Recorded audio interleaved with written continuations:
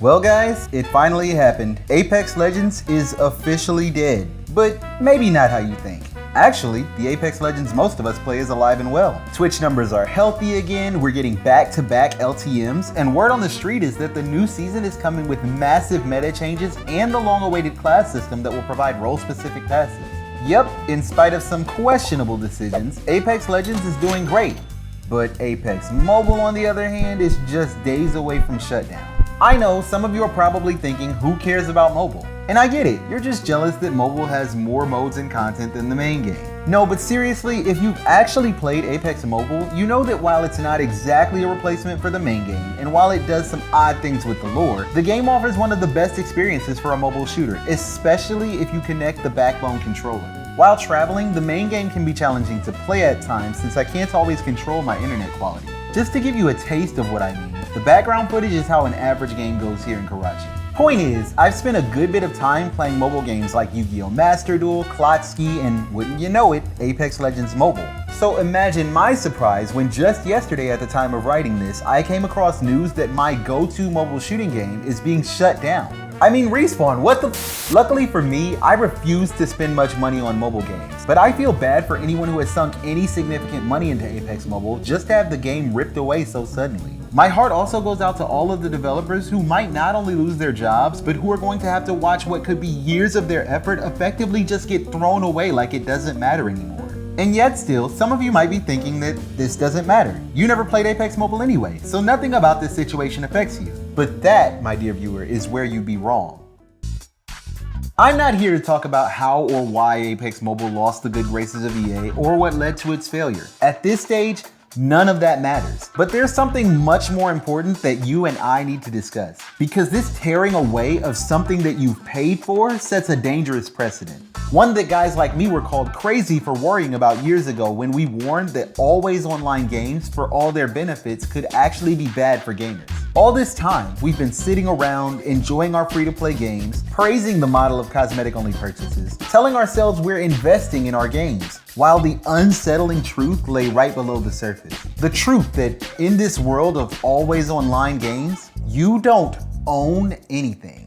The shutdown of Apex Mobile isn't the first time this has happened, but for many players, it's the first time a shutdown has been this close to home. It's all fun and games to make Paragon jokes about a niche title us mainstream gamers won't miss, but what about when it happens to your favorite game? Apex Legends, Warzone, Overwatch 2, Fortnite, Rainbow Six Siege. What happens when these games start failing to maintain a high quality experience? The irony of this news coming out now is that I've actually been working on a script for yet another game that was stolen from its player base. Since I am working on a video for it, this won't be a full breakdown, but does anyone remember Battleborn? You know, the totally not Overwatch game that released right alongside Overwatch 1? Because I do. I loved that game and thought it did something incredible by making the MOBA genre fun for a player like me who doesn't enjoy League of Legends. But in order to make a video about that game, I'm gonna be borrowing some footage from other YouTubers. And do you know why? Because the game failed to meet the expectations of 2K and Gearbox. And instead of turning the assets over to the community so we could host private servers and keep the game alive, the company decided to shut the game down and bricked it, even for players like myself who own the physical copy. This is the reality that we live in. The games we love are but fleeting lines of code, and no matter how many dollars you spent on your Apex skins and your heirlooms, there will come a day when Apex stops meeting EA's expectations and they pull the plug on supporting the game.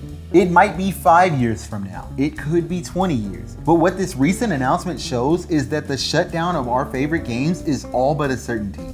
Apex Legends Mobile generated over $20 million in only 2 months after its release, but that wasn't enough to save it. What makes you think your favorite game is any different when most of the games we love are owned by large corporations governed by suits that only care about the bottom line? That isn't to say there aren't passionate developers, but if history has taught us anything, it's that the man with passion isn't always the man calling the shots. With all that said though, I don't want you to leave this video feeling negative. Sure, life is short, our games are not our own, and every day it seems as though we're looming closer and closer to the end.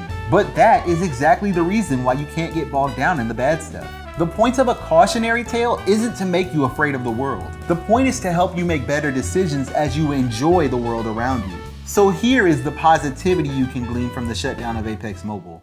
No one is telling you not to spend money on your favorite game. In fact, I sometimes encourage it. I think we can all agree that the Heirloom Peacekeeper recolor was a scam and would be a total waste of money for anyone foolish enough to buy it. But on the other hand, if you want to give Respawn $20 for these Octane and Pathfinder skins, far be it from me to stop you. The money you spend on your favorite game tells the developer that people still care enough to stick around and spend money on that game, so they should stick around too. And in the case of this latest Apex event, spending money on the quality legend skins they made while ignoring this sorry excuse for an heirloom is a good way to tell EA that they can't get away with these half measures. I'm pretty sure that someone will eventually watch this video and call me out for encouraging people to spend money on skins that they feel are overpriced. And I get it. I grew up without a lot of money. Most of the time I got one game a year. And to this day I'm still pretty frugal with what I have. So I'm in agreement that $20 for a skin in a video game seems like a crazy price when you can get an entire game for that amount. I'm also in agreement that these companies should do way more to support the free-to-play players that they so eagerly goad into playing their games. But let's not be delusional. Call of Duty, Apex Legends, Fortnite, and many other games have set the bar for premium cosmetics around $15 to $20. And with the cost of living increasing around the world, I honestly don't see any reason why those prices would go down, especially since they seem to be working so well. So instead of giving you unrealistic fantasy advice like some others might, I'm going to tell you something practical. If you really like something and you can reasonably afford it, buy it. My audience is mostly full-grown adults. You can think for yourself, and my hope is that you can be fiscally responsible with whatever means you've been granted. I believe in you, and I respect your intelligence, so make your own decisions, but do so recognizing that nothing lasts forever. Among my friends, I like to tell people real life first, and now I'm sharing that with you. Don't put the value of your entire existence into a game that could be gone tomorrow. If you're buying a skin, don't tell yourself it's an investment in the game, because it's not. You are basically throwing that money away. But buying fancy food is also throwing money away. Spending money on Netflix is also throwing money away. The beautiful thing about life is that we get to make choices. And if we're disciplined, use good reasoning, and throw in just a little bit of luck and positivity, those choices can bring us happiness. Recently, a friend of the Apex community, Staycation, came out and shared his internal struggles with depression through a couple of his videos. He talked about how he's begun to feel that life is meaningless, and that even though he knows he should be living for himself, his own self-loathing makes that purpose for life feel worthless. I felt deeply for him in those videos because I've been there myself. I know what it's like to be caught up in an insomnia-fueled depression that spirals out of control and makes you feel like life has lost its meaning. And I know that I'm not the only one who's felt that way. That's why we play video games and watch YouTube videos about the things we love, so that we can escape the wars we wage in our minds. And to bring this crazy rant full circle, that's why I had to talk about the shutdown of Apex Mobile. Because for me, it was another reminder that everything we care about has to eventually come to an end. But that doesn't mean those things don't have meaning. Through Apex Legends, I've made friends that I'll hopefully have for the rest of my life. I gained the courage to start this channel, something that I had yearned to do for years but always pushed off. And chances are, whether it's Apex Legends or Overwatch or maybe something entirely different, you have a game that's touched you and added value to your life. That is not meaningless. To Staycation, if you ever see this, you have touched so many lives with your content and positivity. That is not meaningless. So as we say goodbye to Apex Legends Mobile, the lesson of its cautionary tale is not to live in fear of the things that will one day fade away, but to make the most of the games, the things, and the people we have while we have them. Thanks for watching.